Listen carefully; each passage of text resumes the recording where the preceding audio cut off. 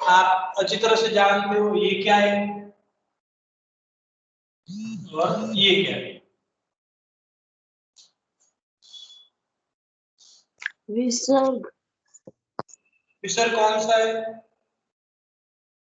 नीचे वाला। इनको बोलेंगे विसर्ग। और ये ऊपर वाला क्या है? ये जो एक बिंदी है इसको क्या बोलेंगे?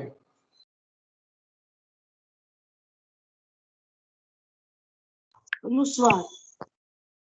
इनको बोलेंगे अनुस्वार। क्या बोलेंगे?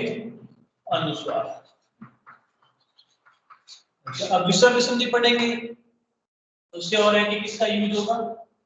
विसर्ग का ही यूज होगा। किसका होगा? विसर्ग का यूज होगा। ठीक है, क्लियर? अब इसकी परिभाषा क्या होगी?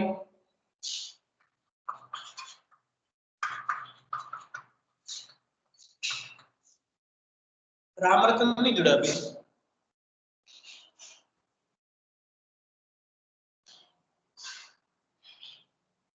ये रामरतन को जोड़ दिया मैंने और जोड़ा शिवम को।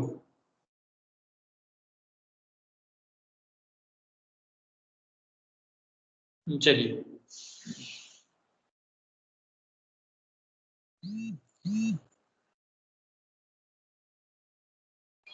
इसकी परिभाषा क्या होगी? विसर्ग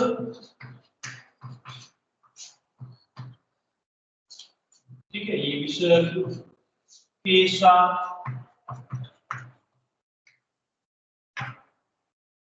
स्वर या व्यंजन के या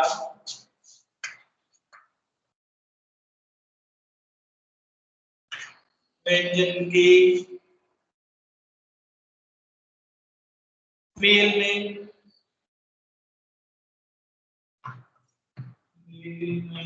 जो विकार है ना, परिवर्तन होता है। सर अभी नहीं सर आपके साथ क्या हुआ? आपके सर साथ आपके साथ लिखना है।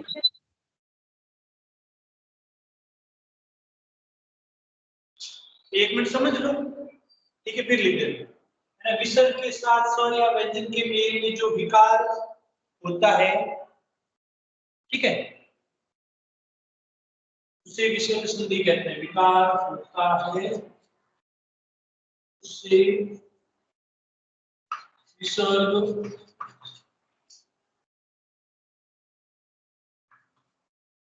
संधि कहते हैं। क्या होगा व्यंजन से विसर्ग संधि के अंदर? विसर्ग के साथ स्वर या व्यंजन के मेल में जो परिवर्तन या विकार होता है उसे विसर्ग संधि कहते हैं। अपन ने स्वर संधि पढ़ा। स्वर संधि के अंदर क्या था कि स्वर के साथ स्वर का मेल होने से जो परिवर्तन या विकार होगा उसे स्वर संधि कहते हैं। फिर विसर्ग व्यंजन संधि पढ़ी। व्यंजन में क्या था? स्वर के साथ व्यंजन के मेल से जो विकार उत्पन्न होगा उसे व्यंजन संधि कहते हैं। विसर्ग संधि विसर्ग के साथ स्वर या मेल से जो विकार उत्पन्न होता है उसे विसर्ग संधि कहते हैं। ये डेफिनेशन लिखिए, फिर इनके भी रूल्स है, रूल्स लिखेंगे।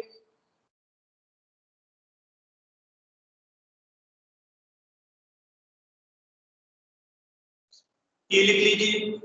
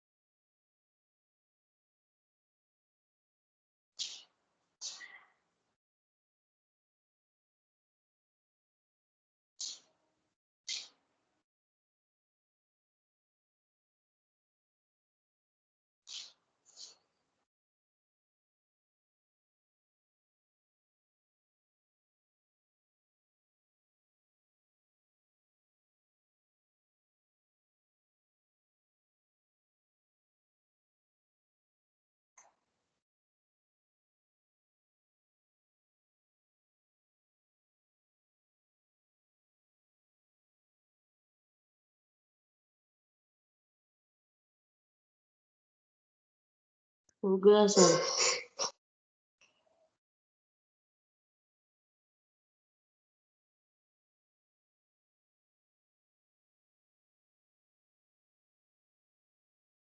हो गया सर।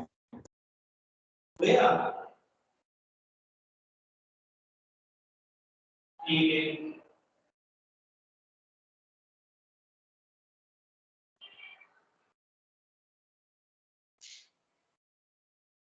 नियम बोलिए वापस।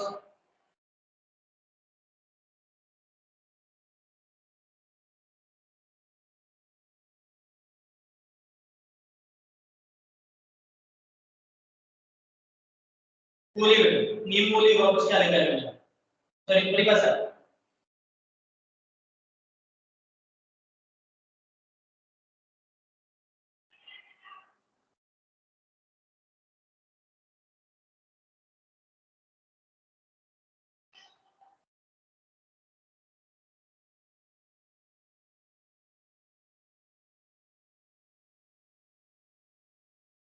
परिभाषा बोलिए, क्या लिखा है मैंने?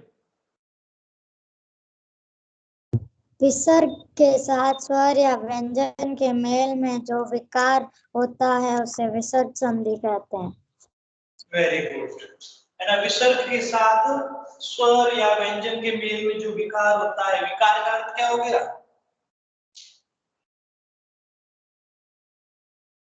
विकार है ना, परिवर्तन, उत्पन्न। ठीक है, उसे विसर्ग संधि कहते हैं।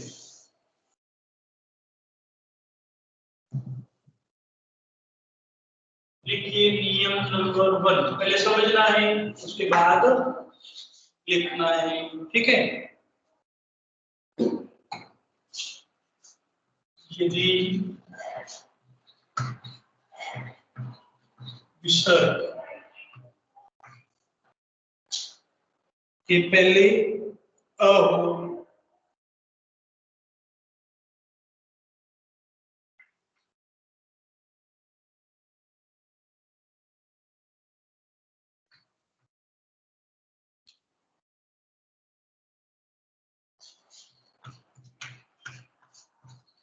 तथा बाद में किसी भी वर्ग का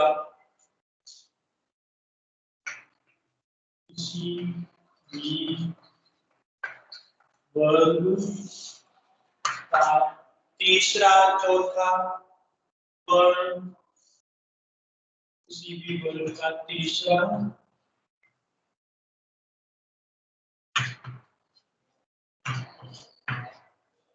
चौथा वर्ण या व्यंजन आते हैं तो क्या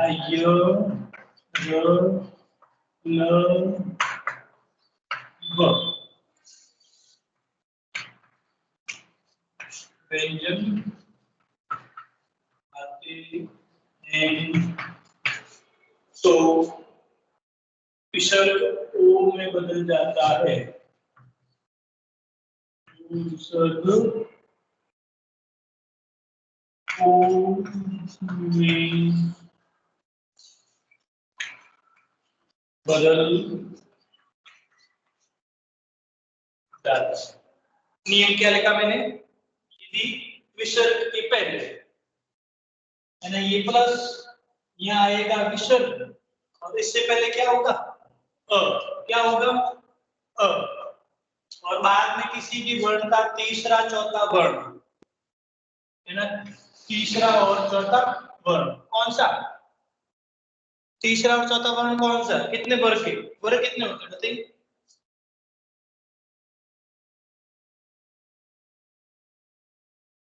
वर्ग कितने होते हैं बताइए?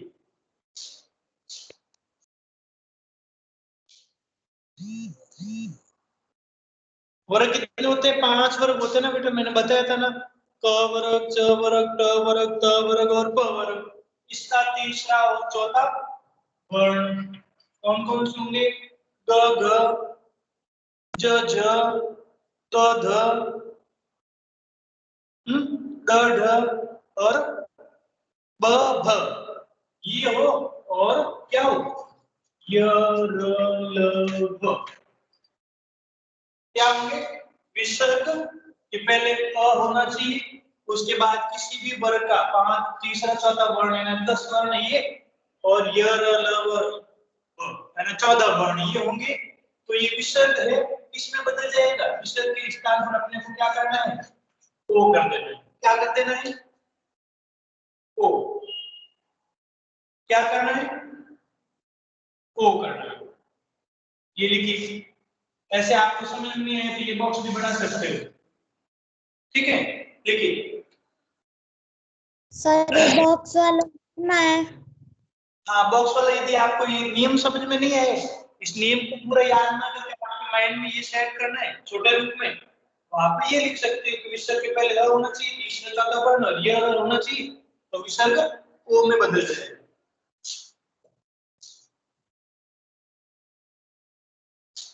अब ये लिखो या नहीं लिखो आपकी इच्छा है।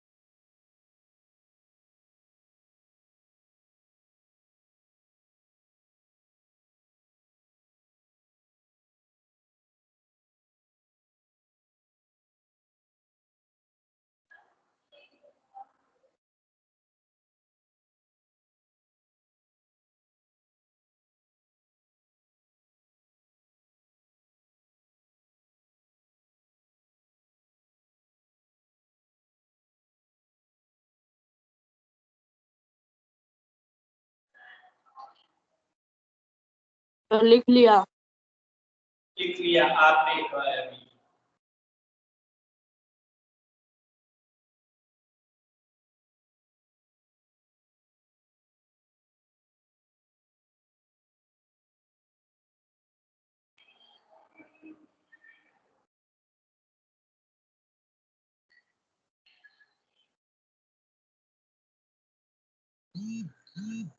जिसका हो जाता है वो राइट हैंड कर देगा।